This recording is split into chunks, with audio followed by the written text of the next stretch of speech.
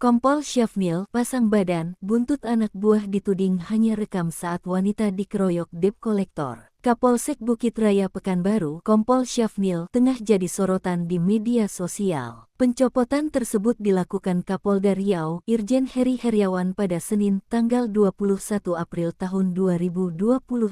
Heri menekankan bahwa peristiwa ini menjadi peringatan keras bagi pimpinan di tingkat polsek dan jajaran untuk memastikan wilayahnya aman, personelnya disiplin, serta mampu memenuhi ekspektasi masyarakat. Kompol Syafnil dari jabatannya usai sempat membela 4 anggotanya yang menonton aksi pengeroyokan wanita di depan kantor Polsek Bukit Raya.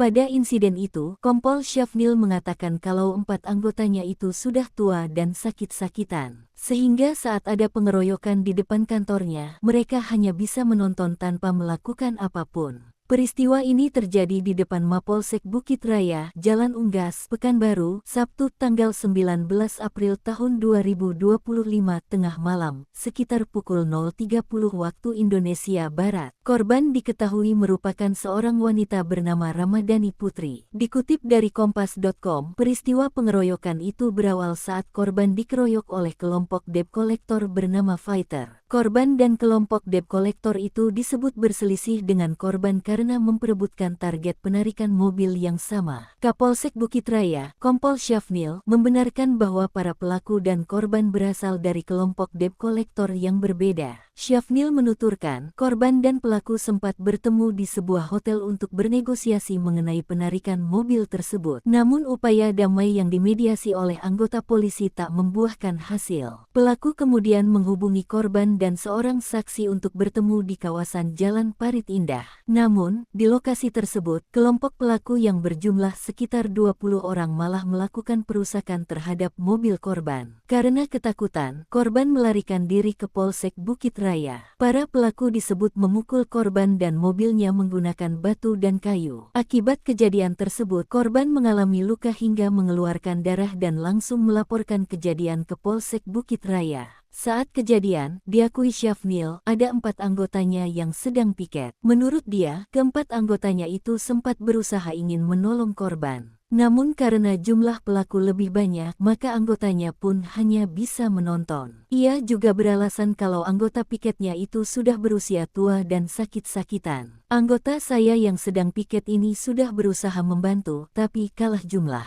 Apalagi, anggota piket sudah tua-tua dan sakit-sakitan. Ada yang sakit gula, hipertensi, saraf terjepit, dan ada yang bahunya sudah dipasang pen, ungkapnya. Syafnil justru menyalahkan 4 anggota polisi dari satuan lain yang saat itu ada di lokasi juga.